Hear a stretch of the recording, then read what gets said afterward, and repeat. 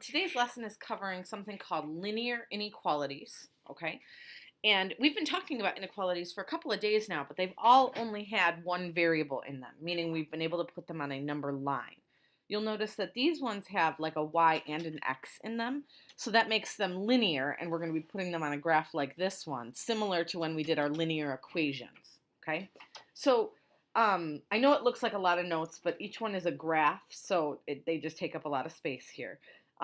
It's really, I think, 5 examples that we're going to get through today, and they are all a little bit different, so you do need to pay attention to each one of the 5, and then we should get you on your way. So when I look at that first one, y is less than or equal to half of x minus 3. Let's think about this for a second as if it were just a regular linear equation. Okay, so I just replaced that less than or equal to with a plain old equal sign, which is what we're used to. Okay, and just like usual, I'm going to start at -3 on the y-axis. Okay, slope is telling me to go up 1 and over 2, up 1 and over 2, okay, up 1 over 2. You can do it a couple of times. You could also go down 1 and to the left 2. But either way, just make sure your line gets in the right spot. Okay, so that line that I just drew really represents all of the xy coordinates where the y coordinate is exactly equal to half of the x coordinate minus 3. Okay, that's what the line represents, is where these two things are equal to each other. And I do want to show that as part of my solution set, because if you look here, I've got a less than or equal to. So I just took care of the equal to part. And now I need to think about where the numbers would be less than that. Okay, and when I say the numbers, I'm talking about the y values. Okay, I want the y values to be smaller than half of x minus 3. Well, if you think about it, on the y-axis, which direction do the numbers get smaller? And hopefully you're saying down, right? So up on the y-axis is getting bigger, down on the y-axis is getting smaller, and this line is where they're exactly equal. So I want to somehow show that everything underneath the line would give me a place where y is smaller than half of x minus 3. So what I'm going to do is I'm going to just shade in this half of the graph, okay? And so what I'm really saying is if I were to choose any coordinate that's either on that line or in the shaded area, the xy coordinate that I choose would satisfy this statement, okay? That's what's called the solution set. So when I look at the next one, and don't jump too far ahead of me here because there is something different that we're going to talk about. But just like before, I'm going to start at -1 on the y-axis. Okay, slope is -3 over 1, so I'm going to go down 3 into the right 1, down 3 into the right 1. Okay, I might also go up 3 and left 1.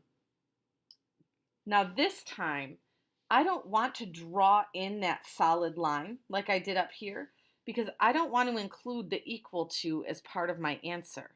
So I know that there needs to be a line right here, okay, along these dots. But if I draw a line like I did here, I'm really saying that the line is part of my solution too, and I don't have an equal bar here. That's really the big difference between number 1 and number 2. Number 1 had an equal bar, number 2 does not. So when you don't have an equal bar, what you do to show that is you use a dotted line. Okay, and that's the number one thing that people tend to forget with these, is you should use like a dashed line or a dotted line so that I can show where the boundary is. Okay, this line right here is called the boundary, but so that I'm not including the line in my solution. Okay, it's kind of like using an open circle, closed circle, same idea. And then I want to show everywhere where the y values would be greater than this. Okay, so greater than would be above the line. So if you think about my line being here, which half, and I know it's hard when the lines are steeper like this, but which half are the y values getting bigger? That would be up here. Okay, this is the top half of the graph. So one of the things that I think people struggle with these problems is we're so used to doing greater than and less than on a number line, and on a number line you're talking about left and right. When we're talking about these and you're talking about y values, you're thinking up and down, okay? And so in terms of this line, greater than would be above the line, so that would be everywhere up, okay? So that's what my solution would look like. But that dotted line is important. And you may want to make a note to yourself if you think you're going to forget why I used a dotted line here and a solid line here. Okay. Okay, so let's look at that next example here. Should be this one, number 3. So this is an inequality, and it's written in standard form. Okay, and there's 2 different ways we can graph this. I certainly prefer one over the other, but you can pick what you want to do. When we have equations that are in this standard form, I usually like to graph it using the intercepts. Okay, so if I want to find the x-intercept, I make y a 0, and that would give me 2x equals 12. And normally I wouldn't even take the time to write this down, but I just want you to see what I'm doing here. I'm covering up the y and saying, okay, so if 2x equals 12, x must equal 6. So I'm going to walk over to 6 on the x-axis and put a dot there. And then if I cover up the 2x, I end up with negative 3y equals 12, meaning my y-intercept must be at negative 4. So then I go down to negative 4 and put a dot. And then I'm going to draw a line between the two. I do need to pay attention to whether it needs to be a dotted line or a solid line. Okay. And in this case, because I have an equal bar here, that would mean that I'm using a solid line. So I'm going to draw my line straight in between here. Here is the thing that's different about this type of equation. Okay, all of that, we got our line drawn and everything. But notice how this one is not written in terms of y. I don't have a straightforward y is bigger than or y is smaller than. It's all kind of mixed up with x and y and everything over here. So I can't just look at this and say I'm going to shade everywhere up above. So I'm going to do something called a test point. Okay. Test point means I'm going to pick any point on the coordinate plane and plug it in and see whether or not it makes the inequality true. Okay, and I would stay away from points right on the line here because that's where it's exactly equal to, and I want to know, is this the greater than side or is this the less than side? So my favorite test point all the time is 0, 0, okay, because that's going to be the easiest thing for us to plug in. And the reason I like 0, 0 is, like I said, it's because it's easy to plug in, and I can use 0, 0 as long as my line doesn't go right through 0, 0. So this here is the point that I'm choosing. I'm going to plug 0, 0 into my equation. So when I plug it in, it's going to look like this. 2 times 0 minus 3 times 0 is greater than or equal to 12. Now, I took the time to write that out again so that you could see what I was doing. With zeros, I usually don't even take the time to write that down. I just mentally say, if this were a 0 and this were a 0, what would happen? Okay? And if I had 0 here and 0 here, really this whole side gets to be a 0. And you're left with 0 is greater than or equal to 12. Okay? Is that true or is that false? I hope you're saying that that's false. 0 is not larger than 12. So that means I don't want this point to get shaded because this point does not make my inequality true. And so if I don't want this point to be shaded, that means I need to go to the other side of the line and shade there. Okay, that's how a test point works. Okay, and notice that's the opposite side from what the sign originally told me. But sometimes it's not the opposite. Sometimes it is the greater than side. Okay, when it's written this way. So when it's written in this form, you cannot trust the inequality sign there. Okay, so that's how that method works. And again, I know that seemed like it took a long time, but there's a lot of me explaining in there. Once you draw the line, it's just a matter of making this a 0, making this a 0, and saying to yourself, is 0 greater than 12? Heck no. And then we go down here. Okay? Now, those of you that don't like that intercept method, we could put this thing back into slope-intercept form. Okay? And I'm going to show you how to do that real quick. So if we start with this, 2x minus 3y is greater than or equal to 12. We could subtract 2x from each side. We end up with negative 3y is greater than or equal to negative 2x plus 12. And then I'm going to divide by negative 3, which means both of these get divided by negative 3. But then right here, red flag, we're working with inequalities here, okay? And if you divide by a negative with inequalities, remember that your inequality needs to flip around. So this is now going to become y is less than or equal to, I'm flipping it because of that negative. Negative 2 over negative 3 is just 2/3 x, and then 12 over negative 3 gives me negative 4. So if I were to take this thing and graph it, I would start at negative 4, which is here. I would go up 2 and over 3, up 2 and over 3. It's got an equal bar, so I would draw a nice solid line, right? And then it's a less than or equal to, and this one is just in terms of y, so I can just say I'm going to shade everything down below. And so you'll notice that really I ended up with the exact same answer I did before. It's just two different methods of getting to the same answer. And I'm okay with you using either one, whichever one works for you. Okay, in this next example, this is working a little bit backwards. I'm giving you a picture and asking you to write an inequality that matches this thing, okay? So to do these, I want you to keep in mind that this is the form that our answer is going to come in, okay? I always start by writing this down, y equals mx plus b. And what we need to focus on is we need a b value, we need an m value, and then we need to decide what to do about this thing because we know it's not just an equals. If it was just an equals, I would just have a picture of a line here, okay? So, and I don't know why I do this, quite honestly. I always start at B and work my way backwards, okay? There's really no rhyme or reason to that. It doesn't matter where you start, but I'm going to start at B, okay? B is my y-intercept. So if I look here, I can see that I have a y-intercept at 1, 2, 3, 4, okay? Hopefully you're seeing what I'm pointing to here. My y-intercept is at 4. Now to find my m, I want to count rise over run. Okay, so I want to find 2 points that are for sure on this line.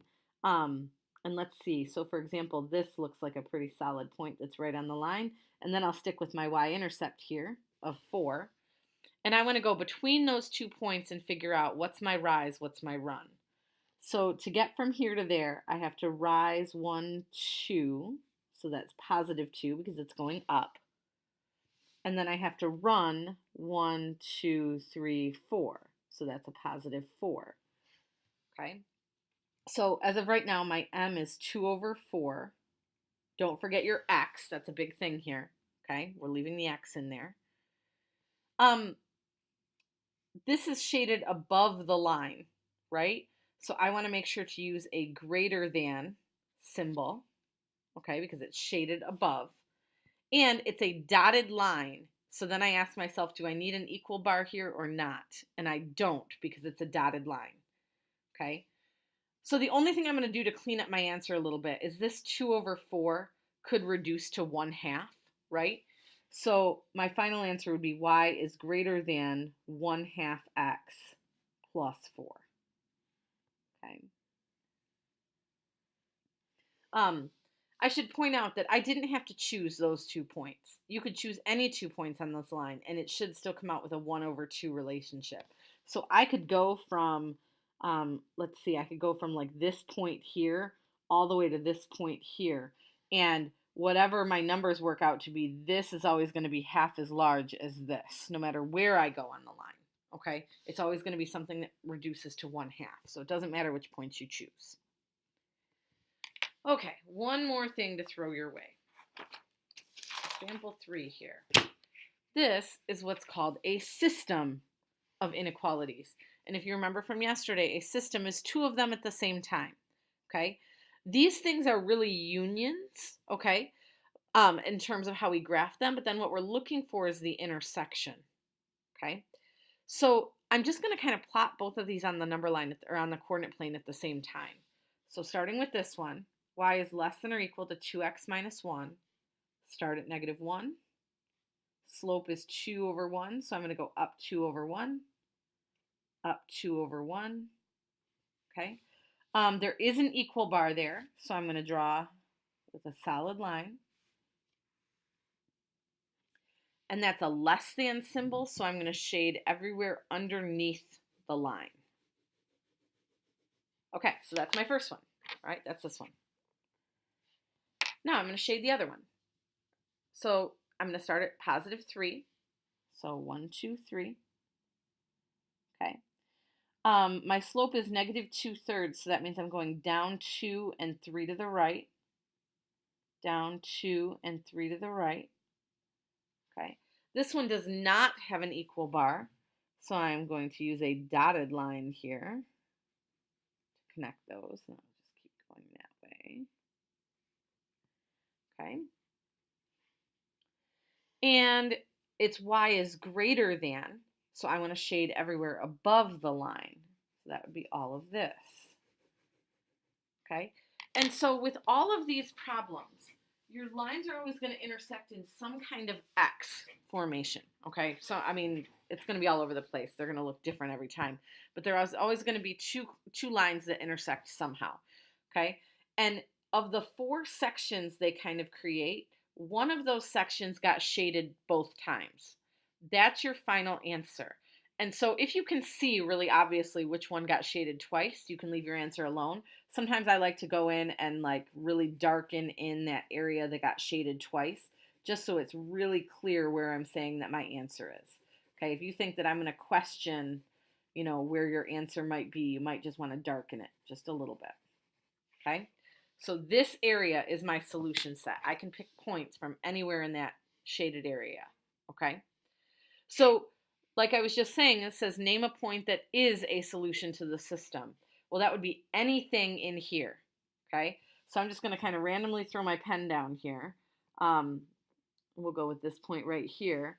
And then if I want to count my way over to that coordinate, it's 1, 2, 3, 4, 5, 6, 7, comma, 1, 2, 3, 4, I believe. So one solution would be 7, comma 4. But I could keep picking points from in there all day long, right? You could pick any point you wanted, anywhere in that shaded area. Name a point that is not a solution to the system. That would come from anywhere else, any of these areas, okay? So a lot of people go for the one that's not shaded at all, and that's fine. But technically, these 2 sections, too, are not part of the solution of the system, okay? They're part of a solution to the individual ones, but not of the system, okay? So, like I said, pick anything you want in there, really anything except in here. One of the things I should have pointed out when I ask you questions like this, if you've got a solid line, points that are on the solid line are okay, okay? But if you have a dotted line, points on the dotted line are not okay. Okay, those don't count. So I think we'll hit those when we get into some of our review next week. Okay, that's about it for me today. Like I said, I know it was a lot, but it's not too terribly difficult, just a lot of graphing and stuff like that. So we will go over this when I see you again in class. Have a great day.